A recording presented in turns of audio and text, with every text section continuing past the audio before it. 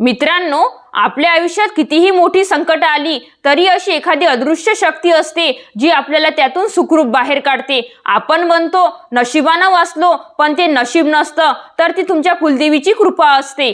पण तुम्हाला कसं समजणार की तुमची कुलदेवी तुमच्यावर प्रसन्न आहे? आजच्या व्हिडिओमध्ये मी तुम्हाला अशी 5 प्रभावी लक्षण सांगणार आहे जी सिद्ध करतात की तुमच्या कुलदेवीचा हात तुमच्या पाठीशी आहे। शेवटचं लक्षण तर अत्यंत महत्त्वाचं आहे, त्यामुळे व्हिडिओ शेवटपर्यंत नक्की पहा।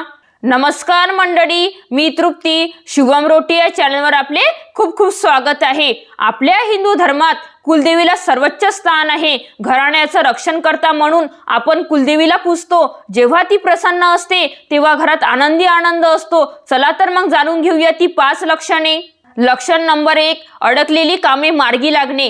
जर तुमची अनेक दिवसांपासून रखडलेली कामे अचानक पूर्ण होऊ लागली असतील किंवा ज्या कामात खूप अडथळे येत होते ते मार्ग आपोआप मोकळे होत असतील तर समजावं की कुलदेवीने तुमच्यासाठी मार्ग सुकर केला आहे। संकटाच्या वेळी कुणाची तरी अनपेक्षित मदत मिळणे ही कुलदेवी प्रसन्न असल्याचे पहिले लक्षण आहे।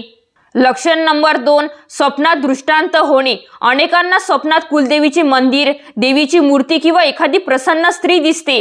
जर तुम्हाला वारंवार असे स्वप्न पडत असेल किंवा स्वप्नात तुम्हाला देवीचा आशीर्वाद मिळत असेल तर हा एक खूप मोठा संकेत आहे की देवी तुमच्या भक्तीवर प्रसन्न आहे। लक्षण नंबर 3, घरातील वातावरण आणि सकारात्मकता।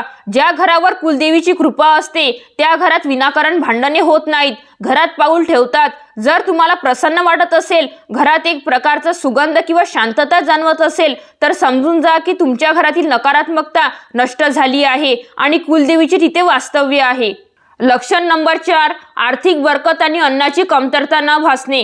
कुलदेवी प्रसन्न असेल तर तुमच्या घरात कधीही अन्नाची कमतरता भासत नाही। कमी उत्पन्नातही तुमची सर्व कामे व्यवस्थित पार पडतात आणि घरात बरकत राहते। विनाकारण होणारा पैसा खर्च थांबतो, हे देवीच्या कृपेचे लक्षण आहे। लक्षण नंबर 5, कुळाचाराची ओढ लागणे। हे सर्वात महत्त्वाचे लक्षण आहे। जर तुम्हाला अचानक आपल्या कुलदेवीच्या दर्शनाला जाण्याची ओढ लागली, घरात कुळाचार उदाहरणार्थ गोंधळ, बोडण किंवा नैवेद्य करण्याची इच्छा प्रबळ झाली तर समजा कुलदेवीनेच तुम्हाला साथ घातली आहे।